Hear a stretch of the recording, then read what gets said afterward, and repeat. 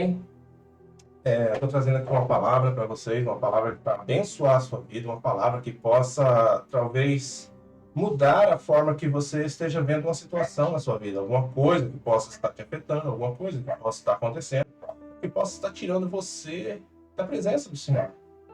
Ou o Senhor está na sua vida e você não está percebendo e está. Talvez Deus esteja presente na sua vida, mas você, por alguns motivos e algumas circunstâncias, não acredita. Vamos dar uma mergulhada na palavra. Nós vamos agora para o livro de... Antes de ir para o livro, texto base, está no livro de Lucas. Lucas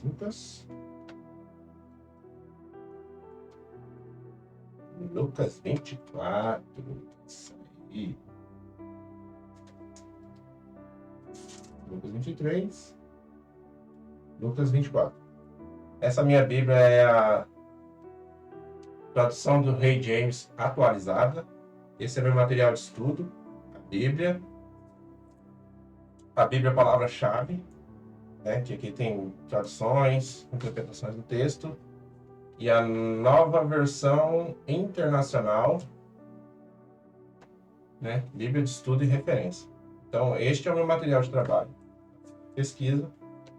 E junto com a oração e a revelação do Espírito Santo, eu estou trazendo uma palavra para vocês. Amém? Beleza. Pessoal, para onde eu irei? Para quem eu irei? Se somente Jesus tem as palavras de vida eterna.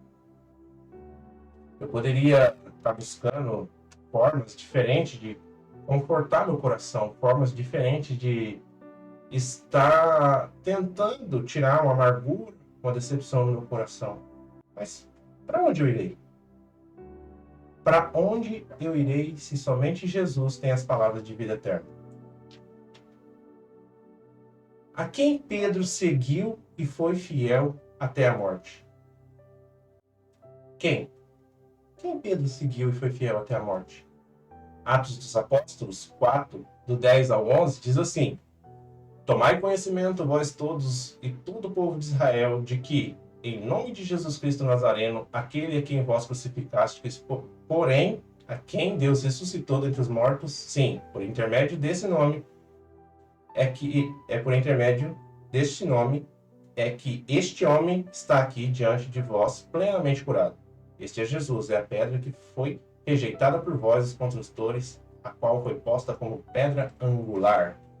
Então nós vemos Pedro dando total graça e glória da sua vida para Jesus Cristo. Nós vemos Pedrão da massa, Pedrão dizendo: é por causa de Cristo que eu estou aqui. A quem João seguia e foi fiel ao ponto de não querer ser comparado. João 3,30 diz assim: é necessário que ele cresça e que eu diminua. Porque quando Cristo cresce em minha vida, quando o Senhor cresce em minha vida, eu tenho uma motivação, eu tenho um algo a mais, que é algo santo, algo da eternidade. Veja bem, quem sou eu? Quem sou eu? Eu sou Celso Aparecido Rodrigues Fábio, filho da dona Marinalva Rodrigues, casado com a Michele Floriano Rodrigues da Silva. Eu sou funcionário do Correios, homem, carne, pecador. Então é necessário que eu, o pecador, diminua, para que Cristo cresça e seja maior em minha vida. A quem Maria mandou obedecer? Sua mãe disse aos serviçais: seja o que for que ele pedir, fazei. Então, somente a Jesus, que é o Senhor e Salvador de minha alma, é que eu tenho a consciência da mediação com o Deus Criador. A palavra é viva, a palavra é santa e a palavra está diante de nós para a honra e glória do Senhor.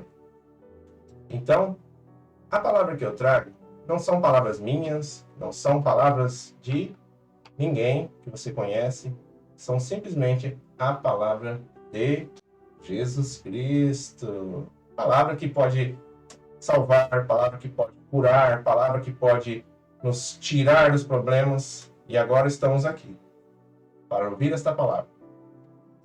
Todos eles reconhecem que somente Jesus é que deve ser buscado, somente Ele deve ser adorado. Não sabemos se a forma que a gente adora a Deus, não sabemos se a forma que a gente louva a Deus é correta, mas sabemos que da forma que nós fazemos é de coração. Porque nós só conhecemos em parte, e reconhecemos em parte. Pois somente na eternidade é que nós vamos saber se o que a gente está fazendo é certo ou errado, na busca, na adoração. 1 Coríntios 13:9 diz assim: porquanto em parte conhecemos, e em parte profetizamos. Vocês estão me entendendo? Então, nós conhecemos em parte conhecemos, em parte profetizamos.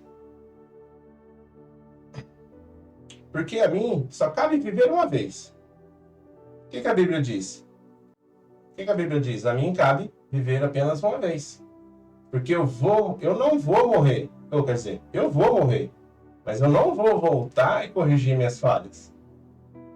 Eu vou morrer e acabou. Eu vou morrer e minha vida vai ser uma só. Ok? Então, eu não vou para a eternidade de ir lá mandar uma mensagem para quem estiver aqui. Não. Eu vou e lá eu vou ficar na eternidade. Hebreus 9:27 diz assim: e assim como aos homens está ordenado morrer uma só vez, vindo depois disso o juízo.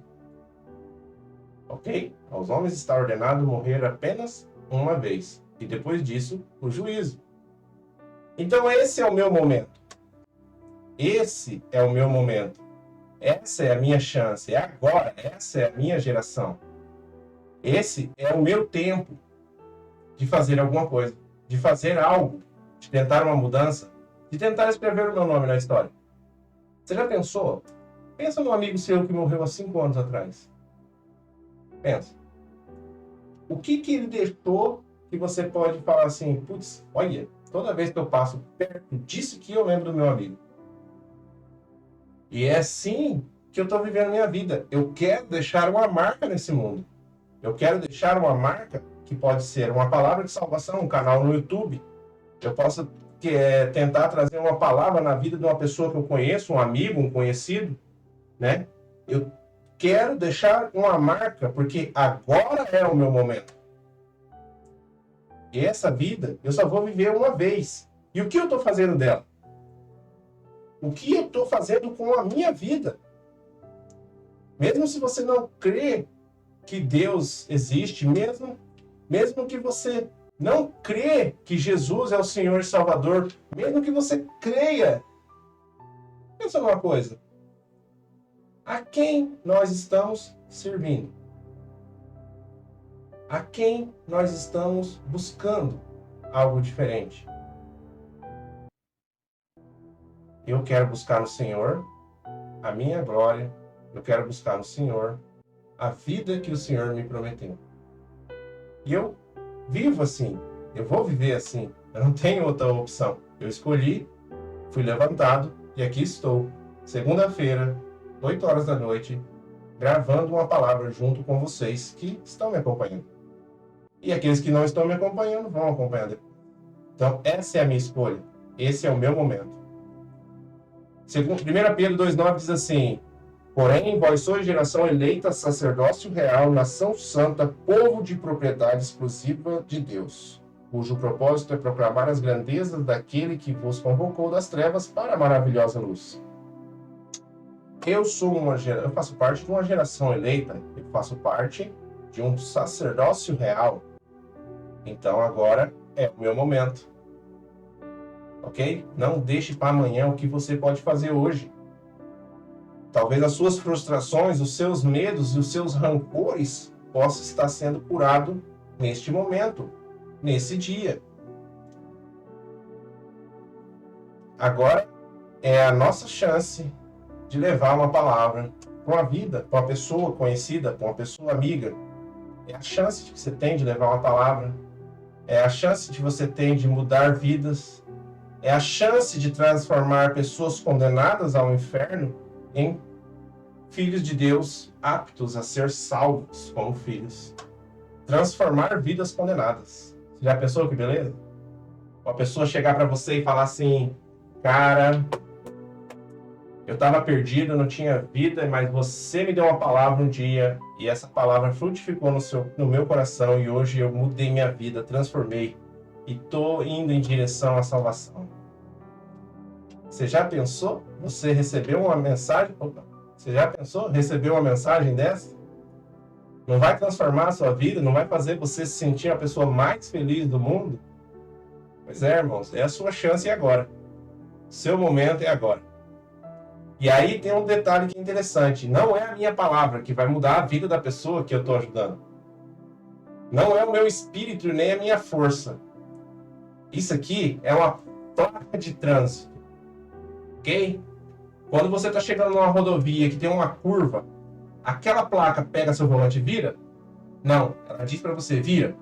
Você pega o volante e vira. Isso aqui é a placa, diz faz. Você vai lá e faz. Então o que eu falo não é de mim. O que eu falo é da palavra, é de Deus. Amém? Romanos 10, 14 e 15 diz assim: no entanto, como invocarão aquele em que não creram? Como crerão de quem nada ouviram falar? E como ouvirão se não há quem pregue? E como pregarão se não forem enviados? Como está escrito, como são maravilhosos os pestos que anunciam as boas novas. Uma série de questionamentos que pode se resumir em apenas uma pergunta. O que falar? Qual é a mensagem que deve ser levada? E eu vou te responder. É a mensagem do Evangelho. É a mensagem do Evangelho de Jesus Cristo que nos dá as boas novas. Essa é a minha missão. Amém? Que essa introdução seja bênção na sua vida. Que isso seja constante, uma palavra cada vez mais viva no seu coração. E se você estiver precisando de uma palavra, se você estiver precisando de uma ajuda, pode contar comigo. Você tem meu telefone? Você não tem meu telefone? Tá bom, eu vou pôr na descrição do vídeo o meu WhatsApp. Porque se eu não puder te ajudar, se eu não puder te dar uma palavra, eu tenho uma lista de irmãos que podem te dar uma força. Por isso que eu te agradeço, te dou glórias a Deus pela sua vida. Amém? Permaneçam comigo, porque essa é só a primeira parte do vídeo. Pessoal, continuando agora a segunda parte da mensagem, né? Eu estou gravando em live no Instagram e assim vai ser a gravação. E só lembrando vocês que esse trabalho aqui, por enquanto, só está comigo. Mas logo, eu vou ter convidado. Tipo, o meu retorno de volta. Beleza, pessoal. Aí é. Então, galera, agora no momento eu tô gravando, né, sozinho, e a ideia não é permanecer sozinho, tá? Eu tenho o equipamento pronto. Tô precisando só ajustar os últimos detalhes com essa mesa aqui. Eu não sei se vocês podem ver, né, mas essa mesa é bem grandona. A câmera tá focada em mim ali, então você não vê. Mas logo nós vamos ter convidados aqui, tá bom? E continuando a palavra agora, eu vou convidar quem puder acompanhar o texto através da Bíblia. Estou com a minha Bíblia aqui do meu lado, beleza? O livro, porque o que é a minha ideia aqui? É trazer algo assim para vocês, vamos ver se vocês vão entender. Existem situações em nossas vidas que faz com que nós não enxergamos Deus, que nós não percebemos Deus. Eu vou trazer algumas dessas situações, ok? Eu vou trazer aquilo que o Espírito Santo colocou no meu coração. Eu vou trazer aquilo que o Senhor deu para mim trazer para essa noite. Eu estou preparando uma palavra sobre Josué 1:9. Só que ainda não está pronta, e eu não sei quando vai ficar pronta, pois é uma palavra de estudo. E esse estudo só vai ficar pronto. E eu só vou trazer esse estudo aqui no YouTube depois que eu ministrar na igreja. Toda palavra minha que eu trago aqui no YouTube eu já ministrei na igreja. Então, se eu tiver uma palavra nova, o primeiro a ouvir será a igreja. Depois, a internet. Beleza? Pessoal, vamos lá. Lucas 24 tem um texto um pouco comprido. Eu vou ler ele em partes, porque ele é do capítulo 24, do 13 até 34. Então, eu vou ler em partes. 24, a partir do 13, diz assim: E naquele mesmo dia, 2 deles estavam caminhando em direção a um povoado chamado Emaús. Ficava a cerca de 11 quilômetros de Jerusalém. Então, o que eu tenho aqui? Eu tenho duas pessoas caminhando. Numa estrada. Saindo da cidade, duas pessoas caminhando, saindo da cidade de Jerusalém e indo para a cidade de Emaús. Só que o texto diz assim, no mesmo dia. Por quê? O texto anterior, no versículo 12, 11 e 10, ele fala sobre a descoberta do corpo de Cristo. Quer dizer, eles chegaram no túmulo, o corpo de Cristo não estava mais lá. Ok? Então, como que a gente faz? Eles vão fazer o seguinte. Eles vão caminhar. Vão sair de Jerusalém. Então, o que eu entendo nesse caso? Eles estão saindo de Jerusalém destino a Emaús. Jerusalém é o local da adoração, o local da presença de Deus. A nova Jerusalém, em Jerusalém. Então, é uma palavra que você tem que entender que eles estão saindo do local que seria o local destinado a estar na presença de Deus e indo para um local chamado Emaús. Emaús significa águas que curam. Águas que curam. Então, o que eu entendo? Eles estão deixando a presença de Deus para buscar coisas supérfluas. Eles estão deixando a presença de Deus, que é o Pai da eternidade, o Príncipe da paz, né? Ele é o Senhor que cura, é o Senhor que liberta, para ir buscar em superstições. Águas que curam. Ah, eu ouvi dizer que tem águas ali que curam. Mas você vai orar? Não.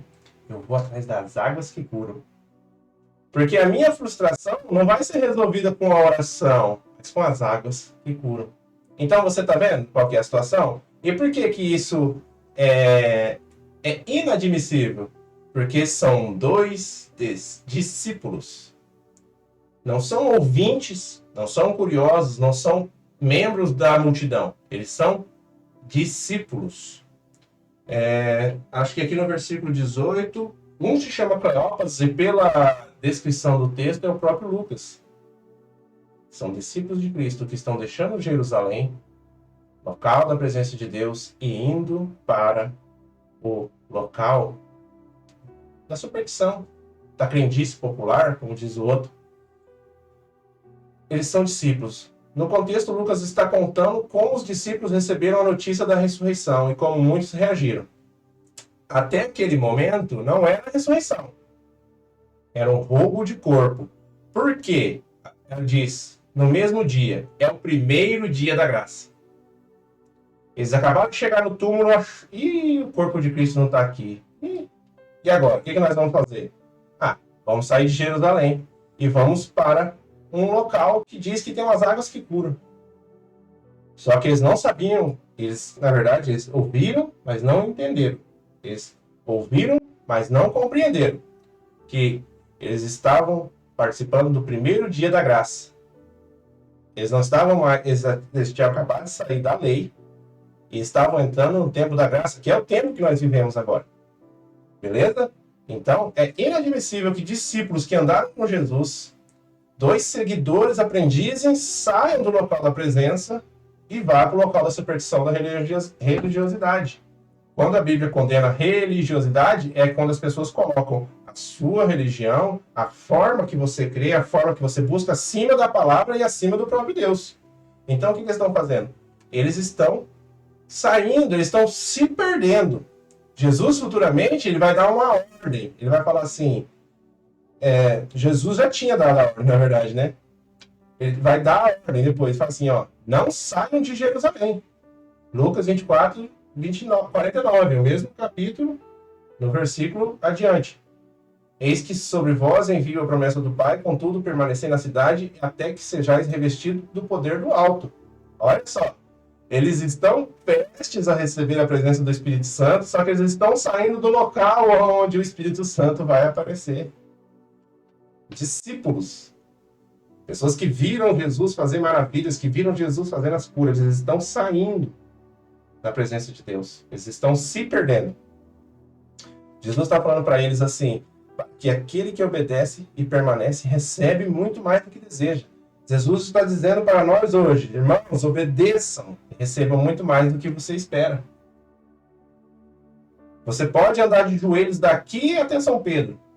Você pode fazer uma penitência, uma caminhada, mas o que Deus quer de você é sua obediência à palavra de Deus. Lembra, o pecado é o que faz separação de Deus e do homem. Deus encobre sua face do homem por causa do pecado.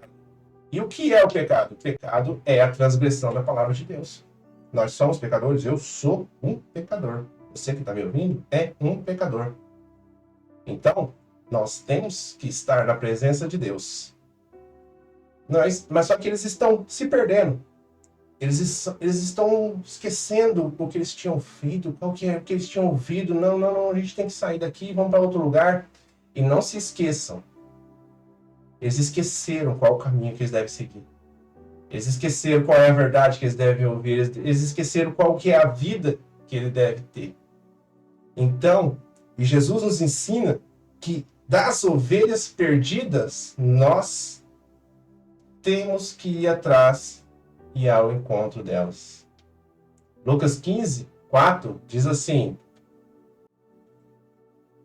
qual dentre vós é o homem que, possuindo 100 ovelhas e perdendo uma delas, não deixa no campo as 99 e vai em busca das que se extraviou até que encontre? Se você tiver 99 ovelhas, você tem que deixar elas sob o cuidado e buscar a que está se perdendo. Só que do filho que toma a decisão de se distanciar do pai, aí você tem que aguardar o seu retorno. E quando ele retornar, festejar a sua volta. Porque uma diferença é a ovelha que está se perdendo, que é o caso dos dois discípulos de ir no caminho de Emaús, e do filho que decide sair da presença do pai, né? Então, quando ele está decidido, ele está irredutivelmente disposto e determinado. Quero sair da presença do pai. Já aconteceu de eu ouvir pessoas falando, não me manda mais palavra. De eu mandar quem antes era no SMS. Eu mandava SMS. Quem recebe hoje em dia no WhatsApp, saiba que esse negócio de compartilhar texto bíblico meu, ó, já é desde 2010, 2011, só que era através do SMS. E um cidadão veio até mim e falou assim, ó, velho, não manda mais essas mensagens aí pra mim, não. Eu vou brigar com o cara. Apesar que dava uma briga boa, né? Até ele me pegar na carreira.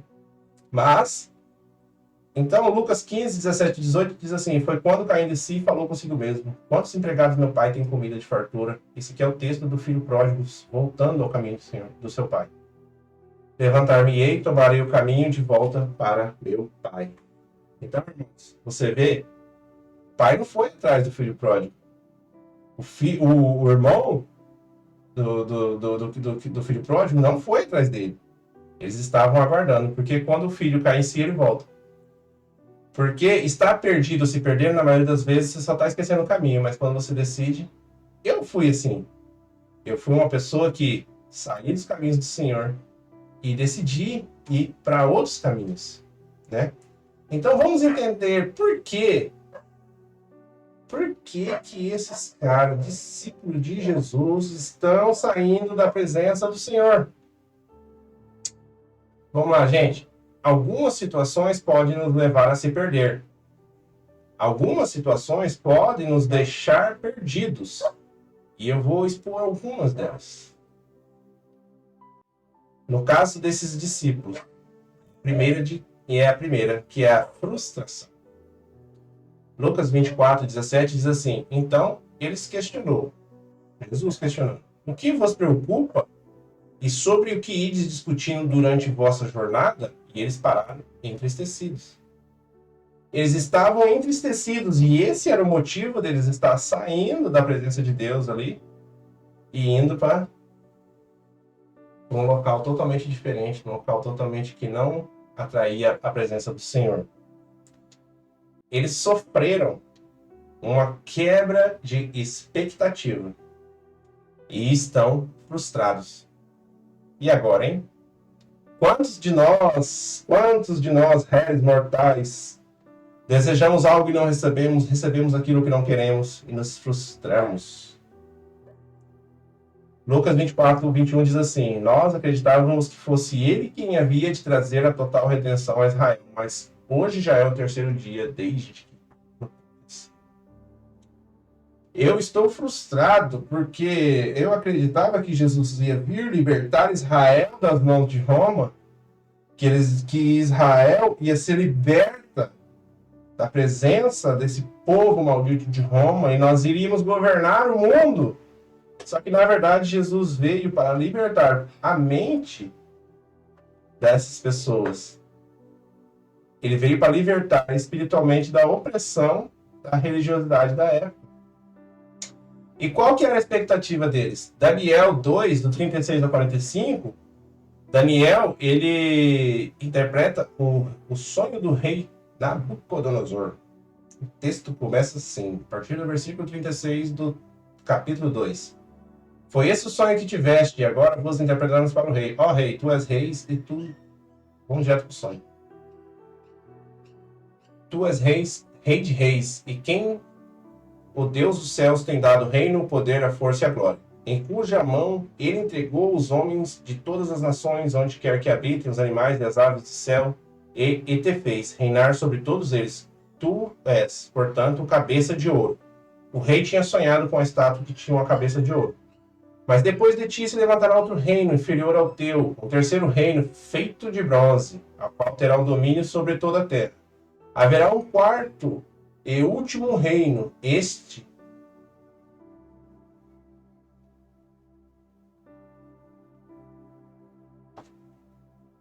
como ferro, pois o ferro tem o poder de quebrar e esmigalhar tudo. E assim como o ferro despedaçar tudo, também ele destruirá e reduzirá os pedaços todos os reinos do mundo. Como viste, os pés e os dedos eram em parte de barro e em parte de ferro.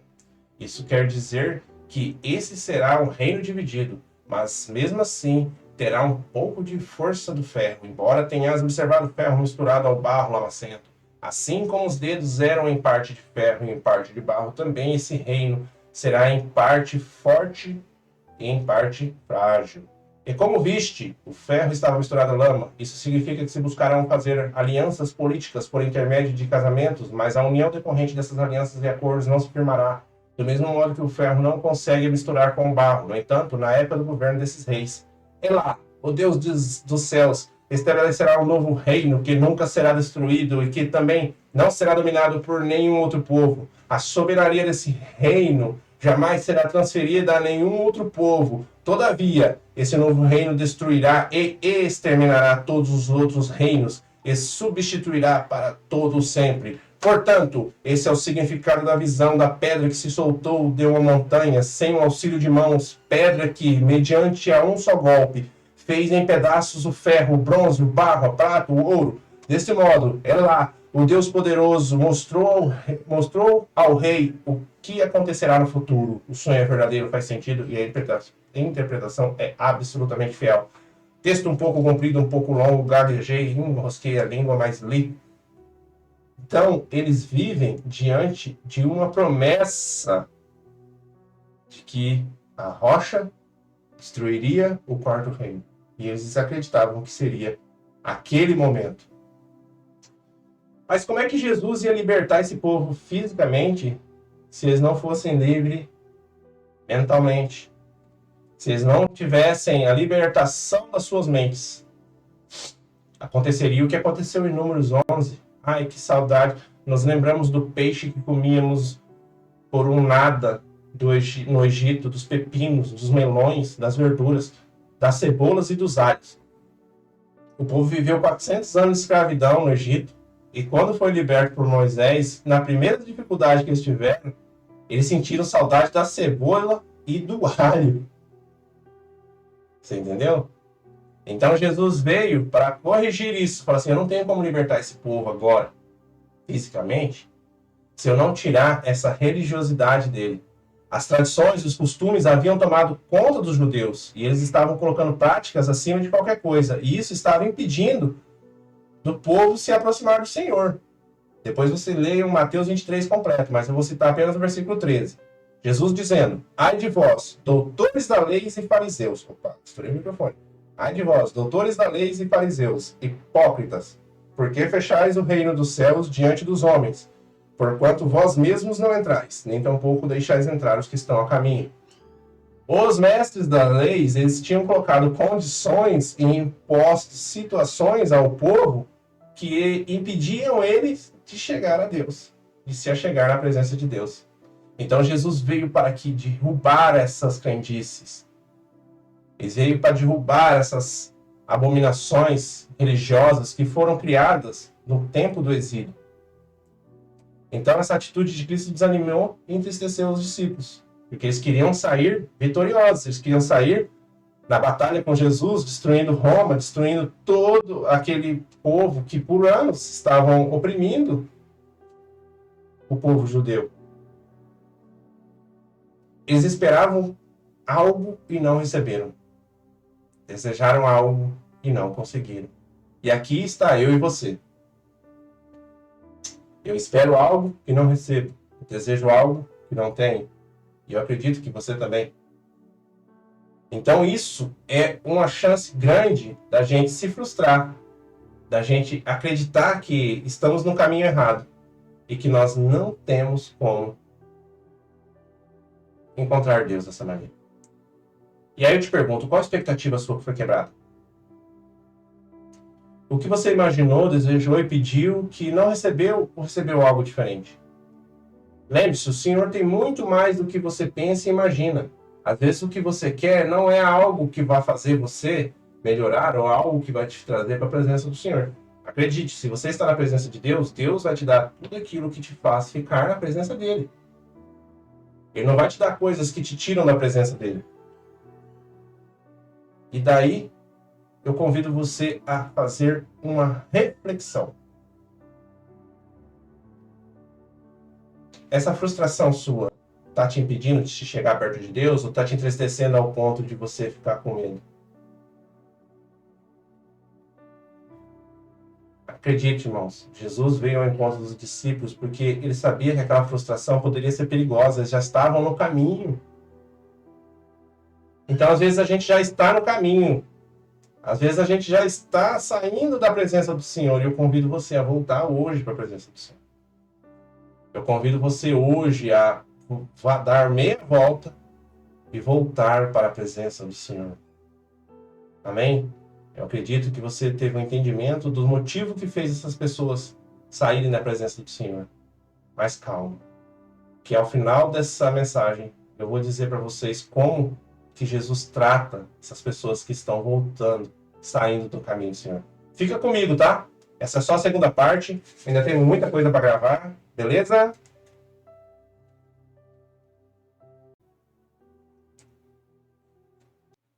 Pessoal, beleza? Tudo bem com vocês? Vamos lá?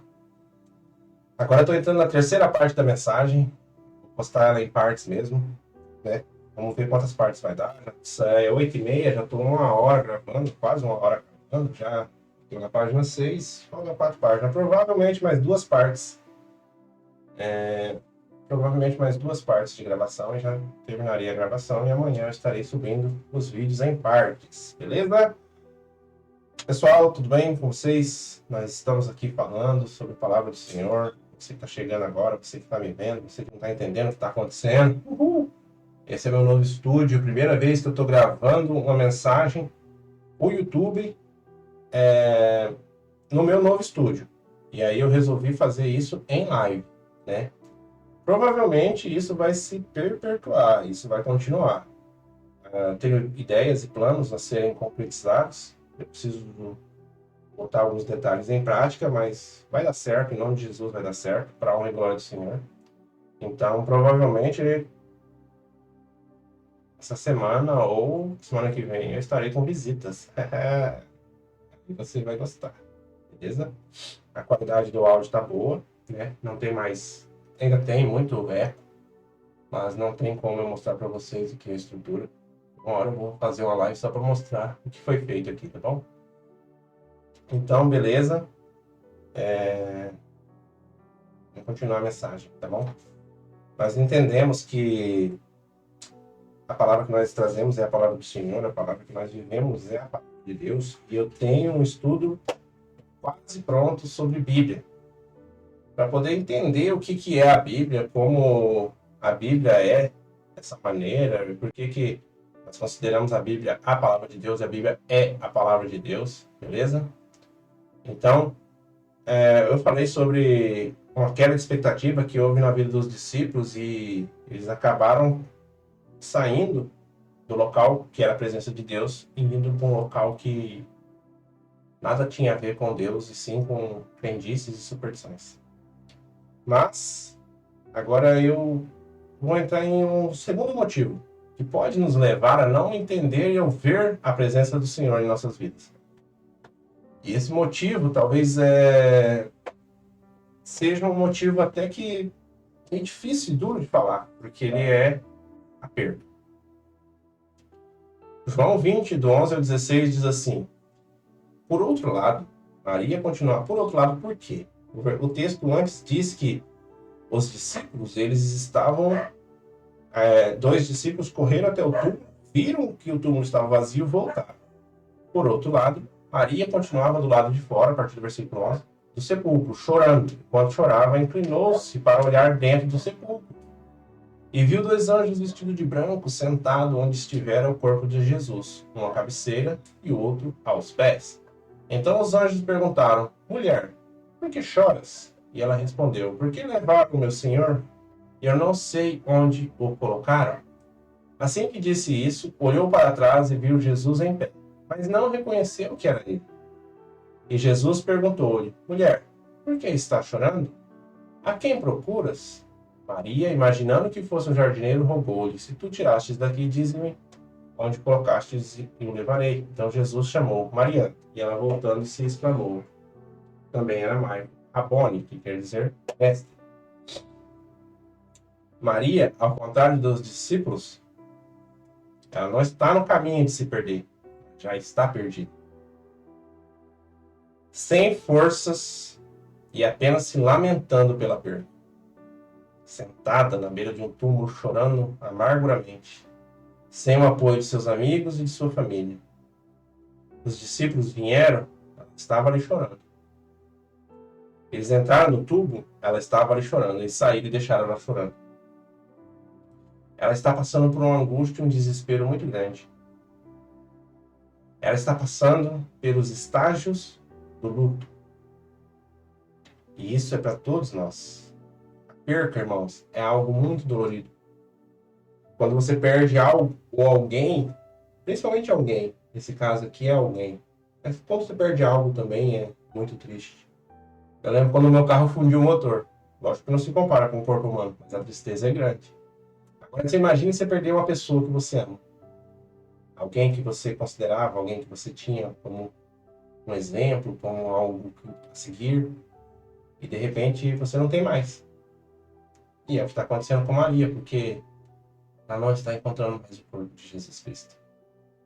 E o que deve passar na cabeça dela? Nossa, eu estive perto do Senhor. Eu estive perto do meu Salvador, e agora eu não tenho mais. Eu não tenho nenhum corpo dele mais. E às vezes a gente passa por isso. A gente não vai querer citar exemplo de entes queridos, né? Que seria muita ousadia minha, mas cada um tem uma pessoa querida no seu coração. E Maria está passando nesse momento pelo estágio do luto. O primeiro estágio do luto é negação e isolamento. Negação e isolamento são os mecanismos de defesa temporários do ego contra a dor psíquica diante da morte. Ela está negando a perca. Não, isso não aconteceu, e ela está se isolando. Ela poderia ter voltado com os discípulos. Se você pegar do versículo 10, ela poderia ter se levantado, mas ela preferiu ficar sozinha. O segundo estágio do luto é a raiva. surge em razão da impossibilidade do ego manter a negação e o isolamento. Nessa fase, a pessoa expressa raiva por aquilo que ocorre. Geralmente, essas emoções são projetadas no ambiente externo. Os relacionamentos tornam-se problemáticos e todo ambiente é hostilizado. Deixa eu salvar esse arquivo aqui enquanto eu gravo. Então, o primeiro estágio é a negação e o isolamento. O segundo estágio é a raiva. Você se sente com raiva porque você perdeu alguém, você perdeu uma pessoa que você amava. Então, como que isso pode ter acontecido comigo? Como eu posso viver sem essa pessoa? Eu perdi ela, não tenho mais ela, eu vou acordar amanhã e não vou ver mais. Eu não aceito isso, não aceito. Só que isso, geralmente, essas emoções são projetadas no ambiente ao seu redor. Porque em quem que você vai descontar a raiva? Em objeto inanimado? Vai tacar o celular na parede? Tá. Vai ter que comprar outro. E o relacionamento às vezes se torna problemático e todo o ambiente é hostilizado. Então você acaba descontando a sua raiva em quem estiver perto. Quem estiver ao seu lado, quem estiver perto de você, vai receber uma descarga dessa sua raiva, porque você está no segundo estágio do luto. O terceiro estágio do luto é a barganha. Acontece após a pessoa ter deixado de lado a negação e o isolamento, percebendo que a raiva também não resolveu. A pessoa passou pelos dois estágios, né? Não, não aceito perder aí, ela não aceito perder, vou me isolar. E a raiva também não resolveu. Depois de ter hostilizado pessoas, começa uma tentativa desesperada, uma negociação com a sua emoção. Ou com quem achar que seja o culpado da sua perda. Você começa a negociar com você mesmo, você começa a querer trocar. Quantas vezes você já falou, eu podia ter me levado ao invés dela? Aquela pessoa que se foi. O quarto estágio do luto é a depressão. Nessa fase ocorre um sofrimento profundo, tristeza, isolamento, culpa, desesperança, medo, são emoções bastante comuns. Evidentemente, trata-se de uma atitude evolutiva. Negar não adiantou, agredir não adiantou, revoltar-se também não, fazer barganha não resolveu. Surge então um sentimento de grande perda. E é esse o estágio que Maria se encontra nesse momento. Depressão. E ela só vai entrar no quinto estágio, que é a aceitação, pela palavra do Senhor que reconheceu ela, que é a aceitação. Quinto estágio é a aceitação.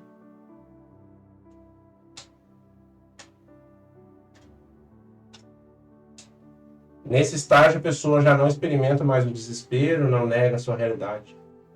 As emoções já não estão mais à flor da pele, a pessoa já prontifica-se a enfrentar a situação com consciência de suas possibilidades e limitações. Eu já presenciei isso acontecer. Eu já presenciei uma pessoa que teve que passar pelos 5 estágios do luto, da perca, né? Então, eu sei que até chegar no estágio da aceitação, foram dias difíceis, foram momentos duros, mas vai ter que chegar, você vai ter que passar pelos estágios, você vai ter que passar por esses momentos de perda. Porque toda vez que você perde alguém, isso nos machuca, isso nos entristece. Só que, nesse caso específico de Maria, eu sei que você talvez possa estar perdeu alguém e tenha sofrido, está sofrendo, mas acredite que creia, tenha fé e vigor para buscar a presença de Jesus Cristo. Porque uma coisa é você passar sozinho nesse momento. Outra coisa é você ter os pés na rocha para passar por esse momento. Só que Maria, nesse caso, voltando a Maria, ela só não percebeu que o seu luto é por algo que não tem tanto valor. É um corpo sem vida. Já tinha 3 dias que estavam ali e ela estava passando pelo estágio do luto após perceber a perda do corpo. E o que você tem julgado tão importante? Agora vamos tirar o foco da pessoa que você perdeu. Parente, um amigo, pessoa querida. O que você julga tão importante ao ponto de te deixar depressivo? Porque Maria está atrás de um corpo sem vida, sendo que Jesus já tinha ressuscitado. Então, o que você tem dado muita importância na sua vida que tem te entristecido? O que você tem dado tanta importância que está fazendo você ficar ao chão em depressão? Lembrando que depressão é uma doença, mas estamos falando de um estado depressivo de tristeza. Tristeza muito profunda, não a depressão é uma doença. Ou que você perdeu, que você julga tão importante. Eu acredito, irmãos, que nada é mais importante que a sua vida. Nada, nada, nada é mais importante do que você viver e viver bem. Eu tenho certeza que se você perdeu algo que você julgava importante, faça uma revisão. É tão importante mesmo? Tinha tanto valor mesmo? Acredite, você pode passar por esse momento, você pode passar por essa sensação de perda. Basta que você esteja projetando a sua mente em sair disso e buscar na presença do Senhor. Porque já passamos por 2 estágios que nos levam a não perceber Jesus em nossas vidas, o Senhor em nossas vidas, o agir de Deus em nossas vidas, que é a quebra de expectativa e a frustração, a perca, e agora nós vamos entrar em mais um motivo, o medo. Mateus 14, 22 a 27 diz assim: Imediatamente Jesus insistiu com os discípulos para que entrassem no barco e fossem adiante dele para o outro lado, enquanto ele despedia as multidões. Assim que mandou o povo embora, subiu sozinho ao monte para orar. Ao chegar da noite, lá estava ele, só. Todavia, o barco já estava tão longe no meio do mar, sendo fustigado pelas ondas, pois o vento era contrário. Na 4ª vigília da noite, foi Jesus ter com eles, andando sobre o mar. Quando os discípulos o viram andando sobre o mar, sobre as águas, ficaram aterrorizados e exclamaram: É um fantasma! E gritavam de medo. Mas imediatamente Jesus disse: Tem de bom ânimo, sou eu, não temas. Então nós vemos que o medo dessas pessoas agora estão impedindo eles de presenciar Jesus. Mesmo estando debaixo de uma ordem do Senhor. Em meio às dificuldades, porque qual que era a ordem de Jesus? Pega o barco e vai, eles foram. Estão cumprindo a missão aqui, ó. Ixi, chegou um momento difícil. Chegou um momento de desespero, chegou um momento de angústia, porque nós estamos passando por uma situação. E aí nós sentimos medo. Então, nós vemos que são situações diferentes, locais diferentes. Um por não receber e estar frustrado, um por perder e os outros por estarem no meio das dificuldades. Mas os que levam os três fatos a uma mesma reação: não reconhecer Jesus em suas vidas.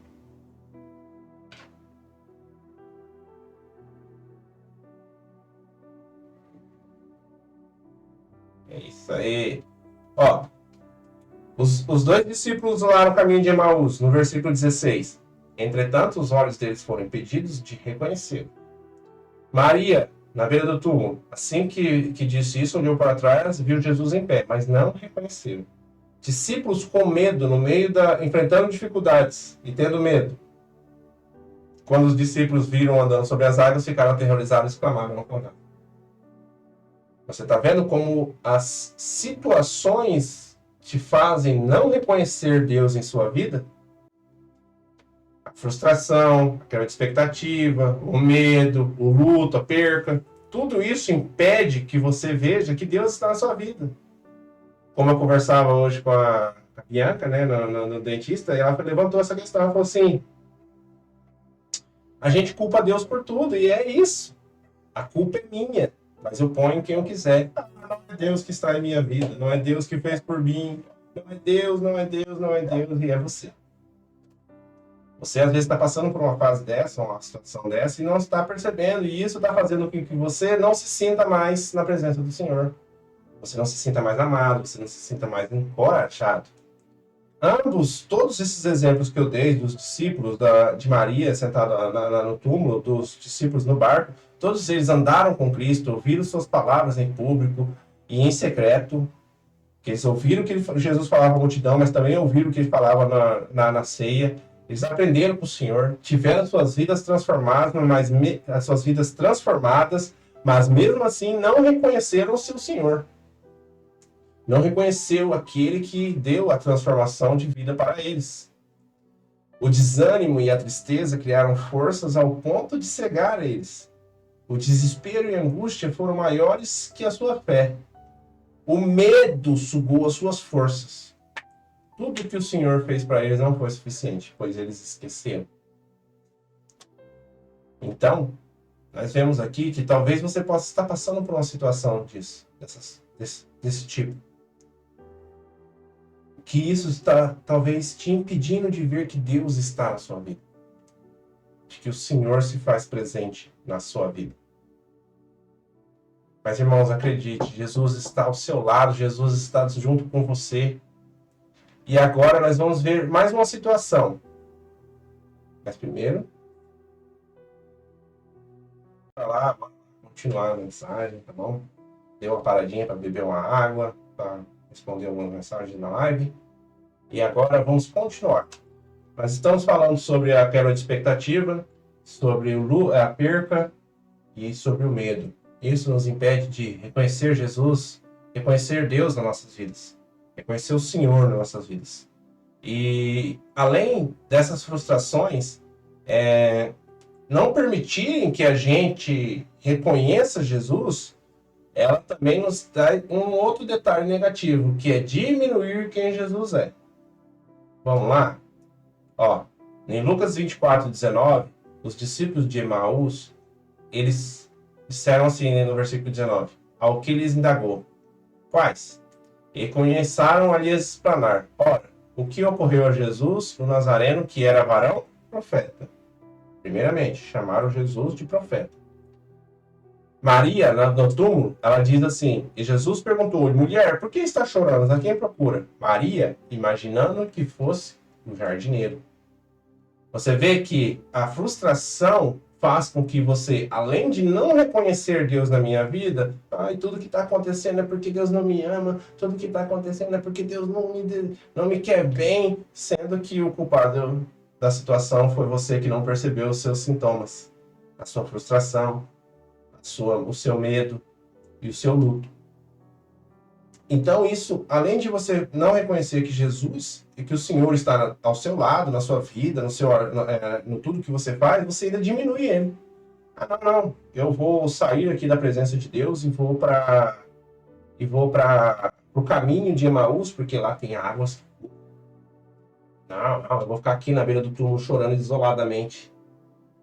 Ou eu vou gritar de medo. Né? E Jesus não é um jardineiro.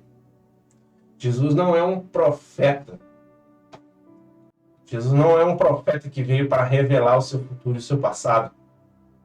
Jesus não é um jardineiro que veio apenas para adornar as arestas da sua vida. Ele veio para destruir você em pedaços e te fazer da maneira dele. Para que diminua você e ele cresça. Ele é e ele há de vir. Ele é aquele que foi quebrado e humilhado por mim e por você. Ele é aquele que foi dado como sacrifício por mim e por você. Ele é aquele que tem o poder e o governo sobre os seus ombros. Ele é maravilhoso, conselheiro, Deus poderoso, Pai da eternidade, Príncipe da paz. Ele é nosso Senhor e Salvador. Então, está na hora de nós pararmos de diminuir Jesus nas nossas vidas. Está na hora de nós pararmos de não reconhecer a presença do Senhor em nossas vidas. E dar graças a Deus pela presença do Senhor nas nossas vidas.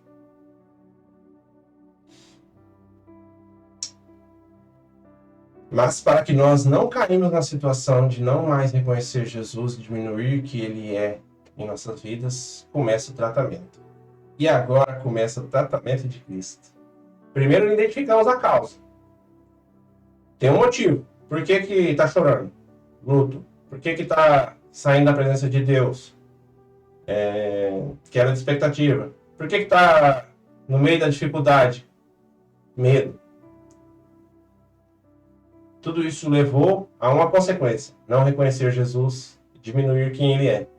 E agora começa o tratamento de Jesus Cristo. Primeira coisa que nós precisamos entender: Jesus te conhece pelo teu nome. Então, Jesus chamou Maria. Ela voltando se exclamou também em aramaico, Rabone, que quer dizer mestre. Jesus te conhece pelo teu nome. O Senhor sabe exatamente quem é você. Mesmo você não vendo o seu agir e deixando de acreditar, Jesus te conhece e sabe tudo sobre você. Ei, Jesus não te abandona.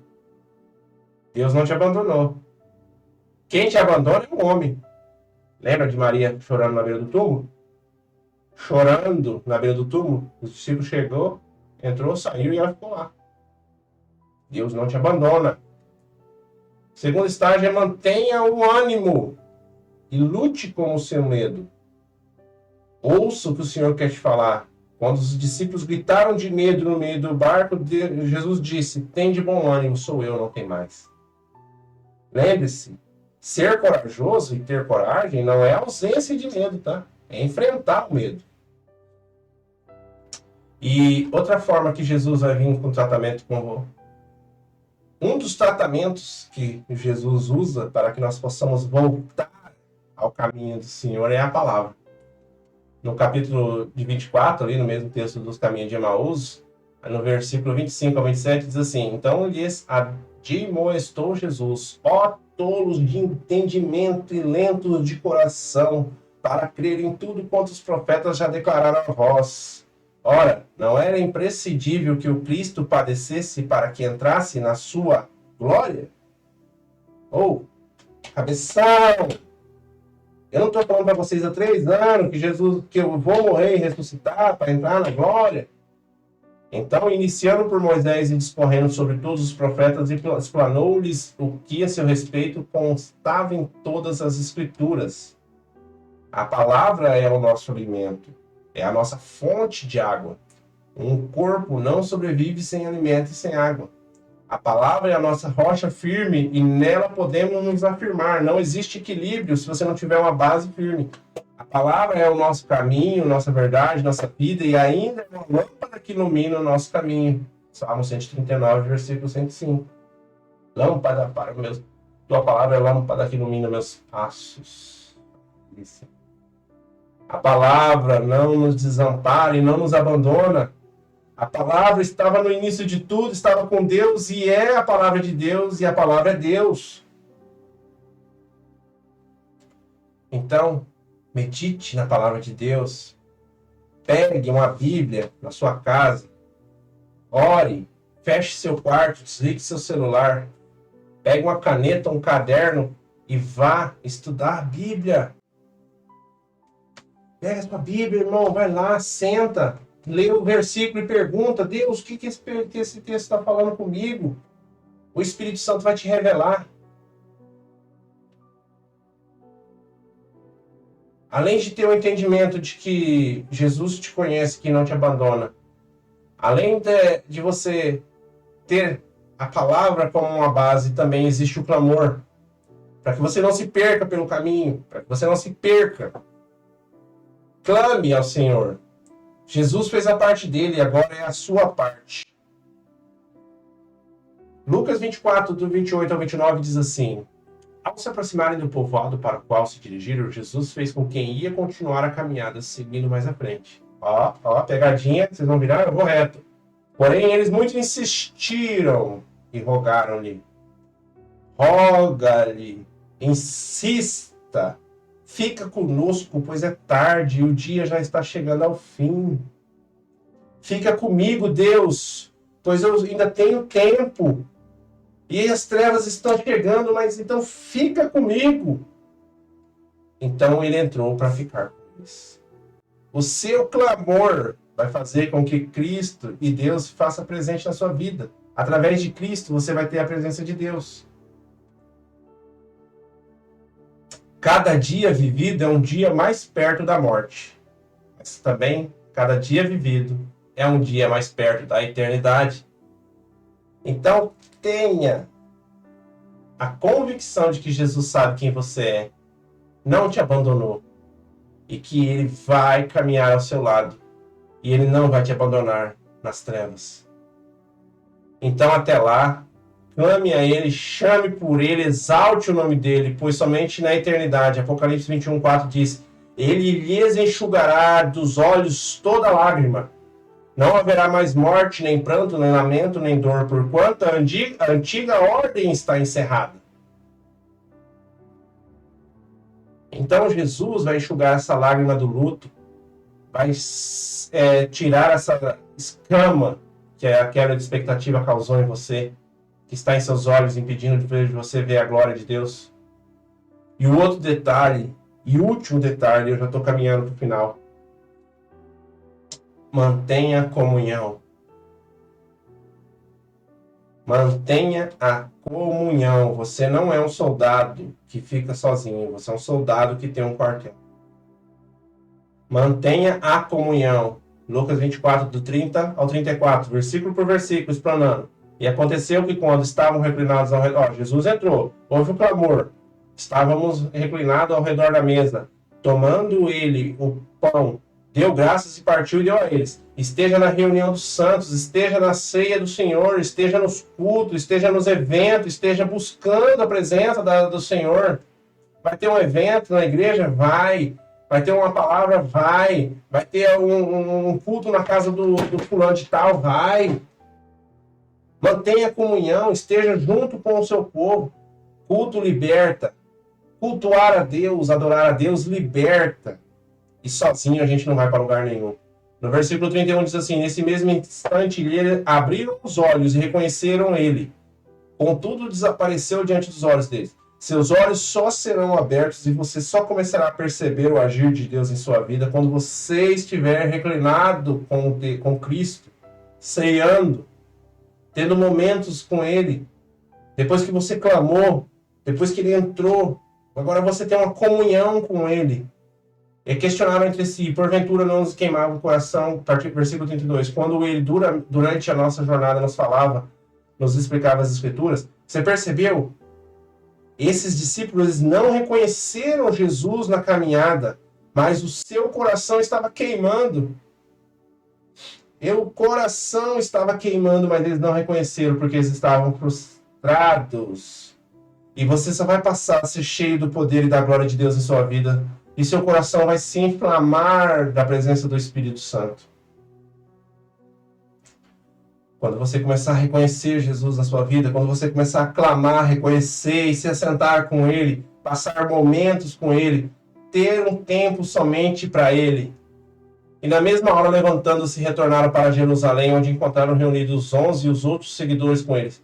Na mesma hora que você começar, você vai perceber que você não está aqui para ficar sentado, você não está aqui para ficar esperando, você está aqui para estar em movimento. Então é a hora de se levantar, é a hora de sair do seu local de conforto, porque Deus não te abandonou. Essas frustrações que você está tendo não são motivos para você não reconhecer Jesus. Clame a Ele, tire um momento com Ele, para que Ele possa se revelar e seu coração queimar e você sair do seu lugar. Porque no versículo 34 diz assim, os quais anunciaram, é verdade, o Senhor ressuscitou e apareceu a Simão. O seu chamado é para hoje. É para anunciar as boas novas do Evangelho. Se você está ouvindo isso, é porque Jesus está presente na sua vida e que você é um instrumento a ser usado na pregação do Evangelho. Vidas necessitam disso. No começo do vídeo eu falei isso. Vidas necessitam de estar na presença de Deus. E você pode ser a fonte que regou. A fonte é o Espírito Santo, mas você pode regar e plantar uma semente. Então, meus queridos, chegando aqui ao final dessa mensagem, chegando aqui ao final dessa palavra, não permita que as frustrações, quebra de expectativa, nem mesmo o luto, não permita que o medo seja o suficiente para você se distanciar da presença de Deus, se distanciar da presença do Senhor, de você não perceber o agir de Deus na sua vida. Acredite, Deus te conhece pelo teu nome. Você precisa clamar a Ele, você precisa ter um momento de reconciliação, você precisa ter um momento de entrega com Ele, para que você possa ter novamente o seu coração queimando, ou começar a queimar, beleza? Obrigado a todos, obrigado, opa, câmera 2, eita! Obrigado a todos que chegaram até aqui, eu agradeço a todos a sua paciência, eu espero de coração que essa mensagem seja uma semente em seu coração. Então, se você chegou até aqui, compartilhe esse vídeo, deixa seu joinha, envie para um amigo. Agora, eu estou encerrando e agradecendo em nome de Jesus pela tua presença.